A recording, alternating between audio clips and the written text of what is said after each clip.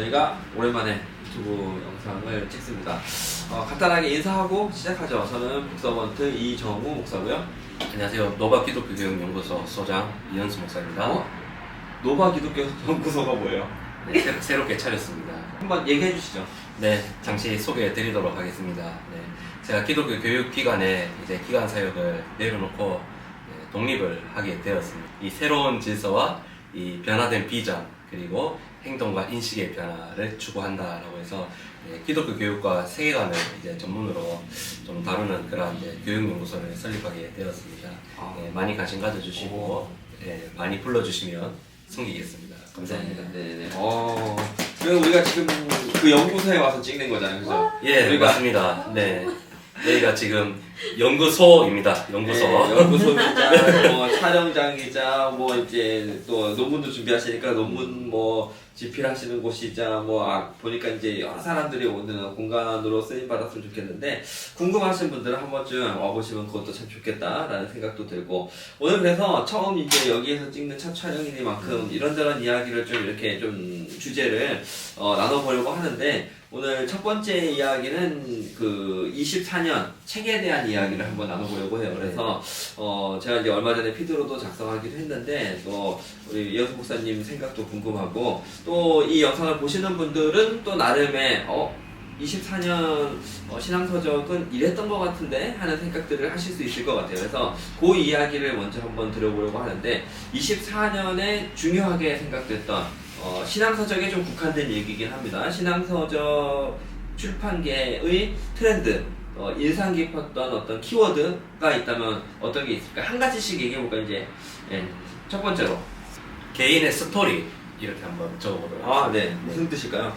이 개인의 스토리를 했을 때 제가 이제 작년에 이런 뭐 출판되었던 책들이나 이런 것들을 보았을 때 어떤 이 개인의 간증이라든지 뭐 목회자나 혹은 또 목회자가 아닌 분들의 그런 저 개인의 좀 이야기들을 담은 그런 책들이 또 전년도에 비해서 좀 더 많이 출판되었지 않나 좀 그런 생각을 많이 해봤습니다.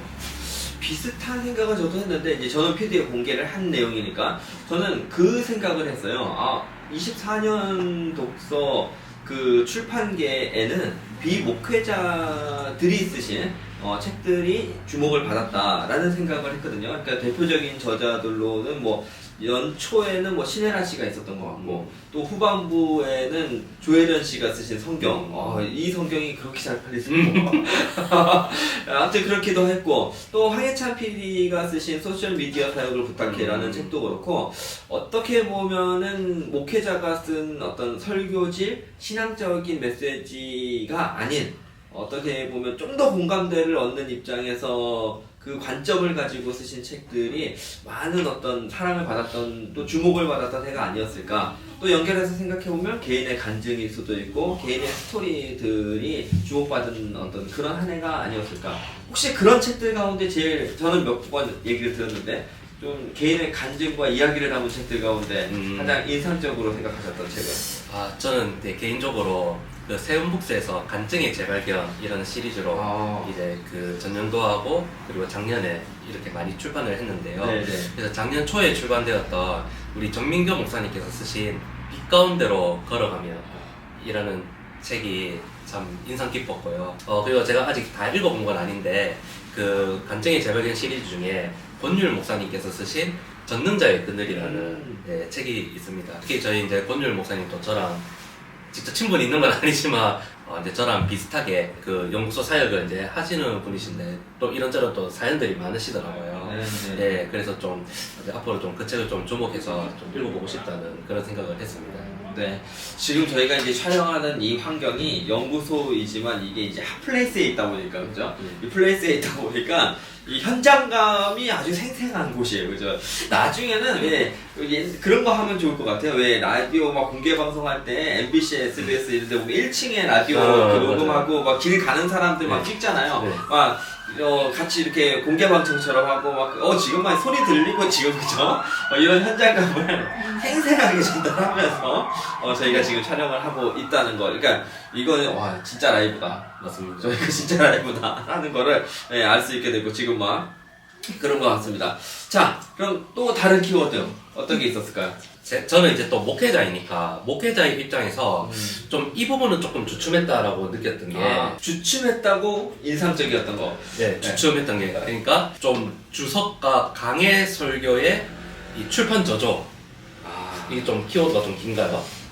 무슨 말씀인지는 알 것 같아요. 네네. 그래서 아마 그 이제 뭐 주석이나 우리 목사님들의 강의 설교집들이 아마 꾸준하게 나온 것 같은데 근데 이전에 비해서는 막 그렇게 홍보라든지 이렇게 좀 눈에 띄게 알려지지는 않은 것 같아요. 저는 이제 그런 생각은 들어요. 왜 그랬을까를 생각해보면 사실 일반 우리가 이제 쉽게 접하는 책들에 비해서 주석류의 책들이 한 권 출판된다는 거에는 정말 큰 노력이 들어가거든요. 정말 출판사들이 이걸 뭐 어떤 금전적인 이득을 위해서 만드는 게 아니고 정말 어떤 이 바탕에 기여한다는 느낌으로 정말 만들어내야 되는 거거든요. 근데 정말 그 교정은 얼마나 힘들겠어요, 사실.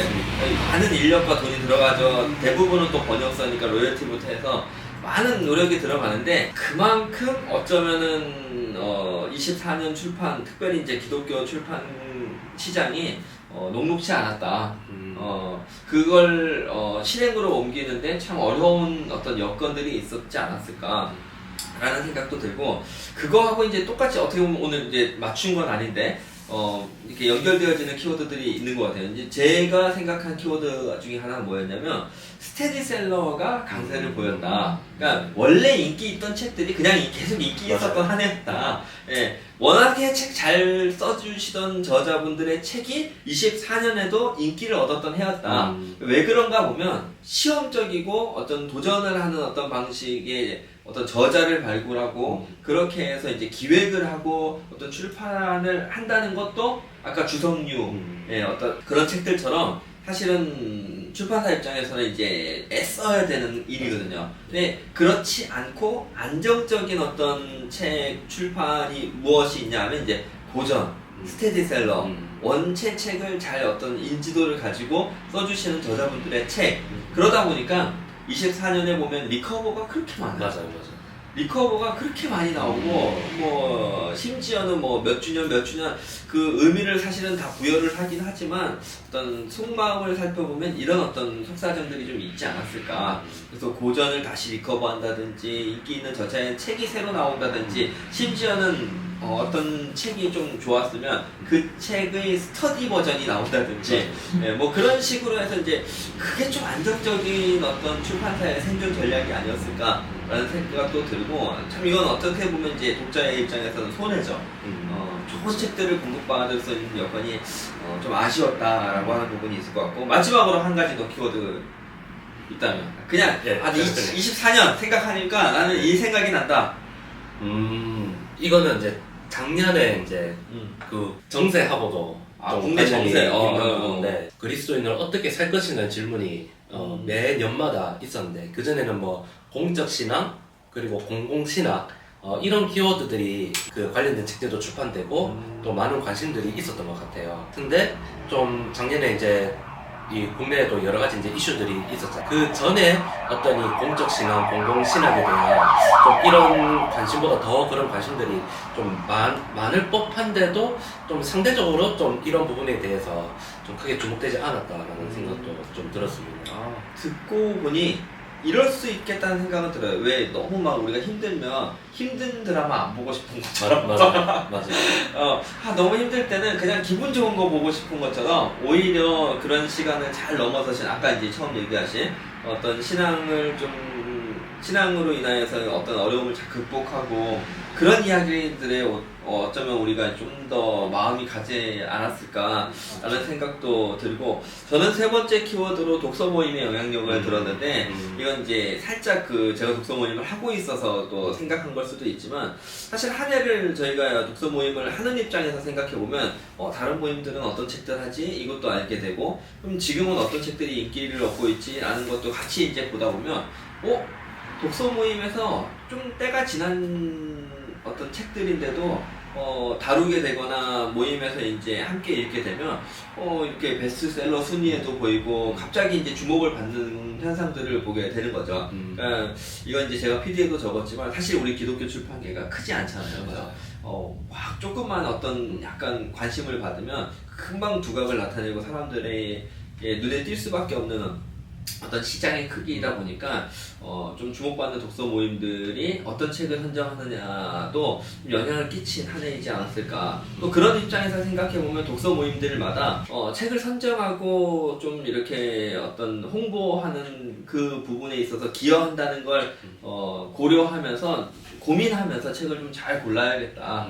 예, 그런 생각도 좀 해보게 됐던 것 같습니다. 자, 여기까지 이제 저희가 24년에 대한 이야기를 좀 나눴다면 혹시 25년에 어떤 책, 또 출판계에 우리 얘기를 뭐 듣진 않으시겠지만 25년에 어떤 이야기 또 어떤 주제, 어떤 저자들 출판계에 바란다 뭐 있다면 거기가 전 한 번만 끊을게요. 네. 네.